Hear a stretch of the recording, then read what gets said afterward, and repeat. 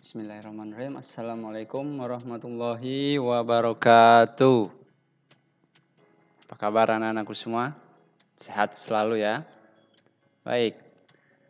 Pada kesempatan kali ini Bapak akan menyampaikan beberapa materi yang ada di pertemuan kelima di subtema ketiga tema 6 ini.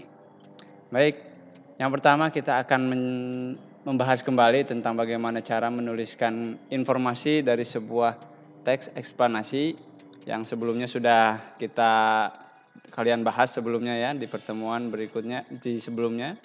Kemudian kita juga akan membahas tentang alat-alat isolator dalam kehidupan sehari-hari kita.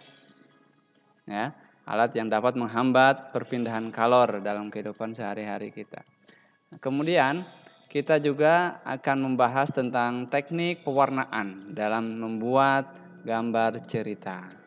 Nah, baik, kita langsung saja ke materi berikutnya. Nah, materi pertama ini kita akan membahas tentang informasi dari sebuah teks eksplanasi. Nah, sebelumnya kalian sudah membahas apa itu teks eksplanasi dan bagaimana cara menuliskan kembali apa saja yang ada atau apa saja yang kalian temukan dari sebuah teks tersebut. Nah, di sini Bapak akan mengingatkan kembali bahwasanya yang pertama-tama harus kalian lakukan adalah memperhatikan judul tema dalam teks itu. Ya. Supaya apa? Supaya informasi yang akan kalian peroleh nanti sesuai dengan apa yang menjadi tema dari teks tersebut. Nah, kemudian yang berikutnya adalah kalian harus membacanya dengan seksama. Ya. Apa saja yang ada dalam teks tersebut? Informasi penting apa saja yang terkait dengan tema dalam teks tersebut? Nah, kemudian setelah kalian membacanya, kemudian kalian akan menemukan ide-ide pokok dari setiap paragrafnya. Apa saja ide pokoknya? Nah, kalian tentukan ide-ide pokoknya apa untuk kemudian kalian kembangkan. Ya. Dari ide pokok setiap paragraf itu kalian kembangkan menjadi sebuah paragraf dengan bahasa sendiri. Ya. Karena setelah kalian mengembangkannya, ketika kalian menuliskannya kembali, kalian harus menuliskannya secara runtut. Ya. Apa maksudnya runtut?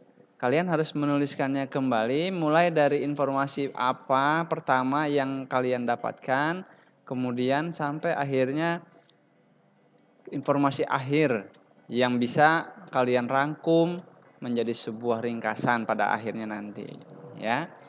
Nah, jadi itu adalah tahapan-tahapan yang harus kalian lakukan dalam menuliskan kembali informasi-informasi penting dari sebuah teks eksplanasi. Ya. Nah, kemudian berikutnya kita juga akan mempelajari tentang isolator dalam kehidupan sehari-hari kita. Sebagaimana yang sudah disampaikan sebelumnya bahwasanya isolator itu adalah benda-benda yang tidak mudah menghantarkan panas atau sifatnya menghambat kalor, menghambat perpindahan panas.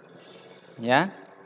Nah, selain dari isolator sebelumnya sudah kita bahas juga ada benda yang mampu menghantarkan panas atau konduktor. Nah, pada kesempatan ini kita akan melihat isolator apa saja sih yang sering kita temui dalam kehidupan sehari-hari kita.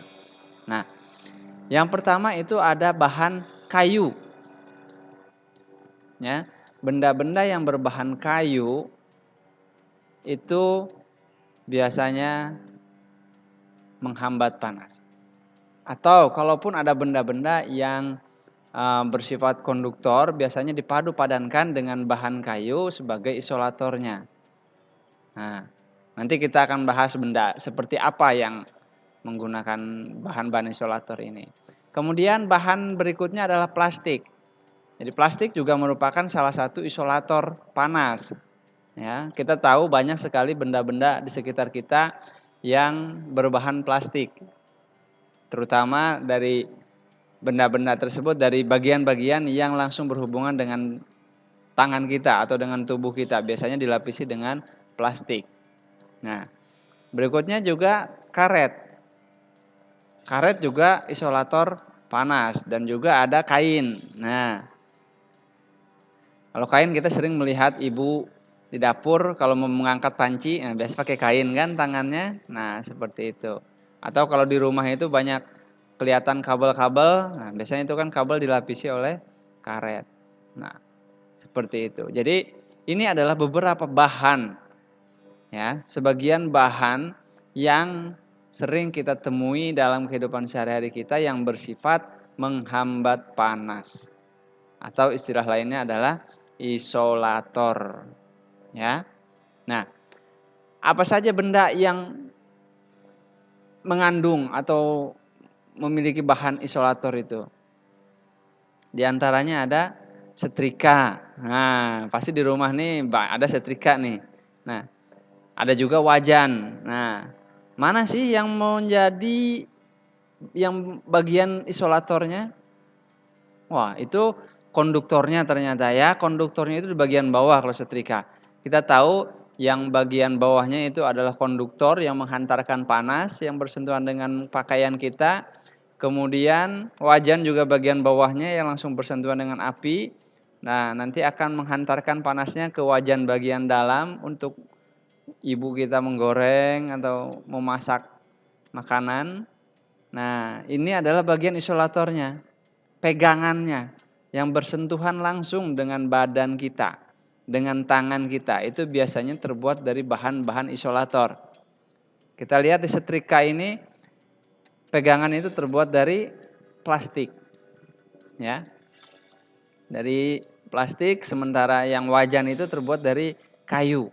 Nah, jadi meskipun wajan itu panas, tapi ketika bagian pegangannya, gagangnya itu dikasih kayu, isolator, maka kita akan dengan mudah untuk memindah-mindahkan wajan tersebut, mengangkat wajan tersebut. Begitu juga dengan setrikaan. Kita akan lebih mudah menggerak-gerakannya maju, mundur, karena apa yang dipegangnya itu tidak panas, ya, atau isolator. Nah, kabelnya juga seperti itu, kabel ya. Kabel itu pasti dibungkus. Ya, kabel stop kontaknya itu pasti dibungkus oleh bahan biasanya karet umumnya. Atau ada juga yang mirip-mirip kain gitu ya. Ada serat-seratnya, tapi umumnya karet pembungkus kabel. Sementara di dalamnya kabelnya itu sendiri konduktor ya, mengantarkan listrik. Listrik itu kan panas juga. Jadi itu.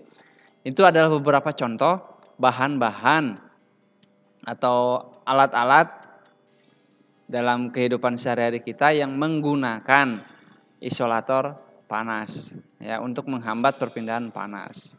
Masih banyak bahan-bahan lain, benda-benda lain di sekitar kalian yang bisa kalian ambil contohnya, mana yang isolator, mana yang konduktor ya. Tapi hati-hati ketika kalian mau melihatnya, mencobanya, jangan sambil dipakai benda-bendanya, jangan sambil dicolokkan listriknya, jangan sambil ditukan ke apinya, ya. Hati-hati. Oke, itu adalah isolator dalam kehidupan sehari-hari kita. Kemudian, nah, ini ada warna-warni. Apa ini? Ya, kita akan membahas tentang teknik pewarnaan. Nah, dalam membuat sebuah gambar cerita kurang hidup gambarnya jika tidak ada permainan warna di sana. Nah, maka dalam membuat gambar cerita ini unsur pewarnaan itu menjadi penting. Nah, apa saja teknik yang bisa dipakai dalam mewarnai sebuah gambar? Nah, kita mulai dengan teknik basah. Nah, ternyata itu kaleng cat ya, cat basah ya, cat cair, cat air. Nah, ada apa saja yang namanya cat apa untuk teknik basah itu tidak hanya cat cair ya, tapi juga ada cat minyak, cat akrilik ya. Nah, itu yang bisa digunakan untuk mewarnai dengan teknik basah. Nah, kemudian benda lain yang harus disiapkan di sini tentunya kuas. Ya, melukis, mewarnai tanpa kuas apa jadinya? Tapi banyak sekarang ya teknik melukis tanpa kuas. Nah, kemudian ada juga air. Nah, air ini untuk membantu membersihkan ataupun bahkan untuk membantu membasahi warna-warna tersebut. ya. Kemudian ada palet. Nah, ini namanya palet. Ya, wadahnya. Palet itu alasnya, wadahnya, wadah untuk menuangkan cat-cat cair tersebut. Entah itu akriliknya, entah itu cat minyaknya. Nah, nanti dicampur dengan sedikit air. Nah, kemudian diaduk-aduk, campur warnanya dipadu padankan, kemudian diaplikasikan ke gambar. Nah, itu teknik basah. Nah, lawannya adalah teknik kering. Nah, teknik kering ini yang paling sering kita temui ya. Anak-anak ini pasti kalian punya banyak ini. Ada yang namanya krayon. Ya. Ada yang namanya spidol ya, ada juga kertas gambar tentunya ya.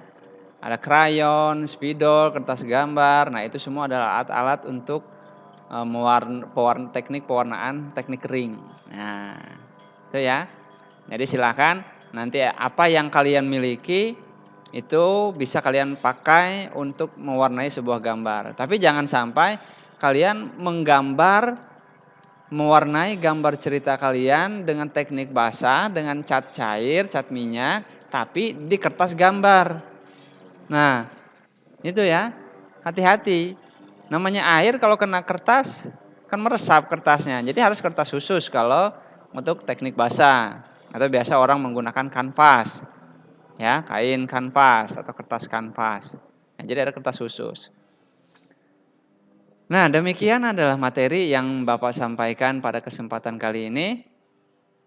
Seperti biasa, untuk lebih memahami apa yang sudah disampaikan, silakan kalian kerjakan di halaman 75 buku pena kalian.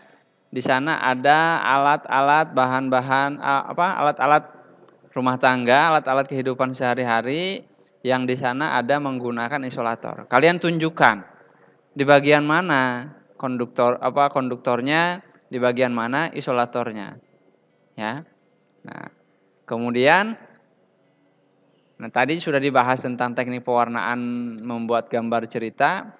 Tolong kalian sebutkan alat dan bahan apa saja yang dapat digunakan untuk melakukan pewarnaan teknik basah. Ya.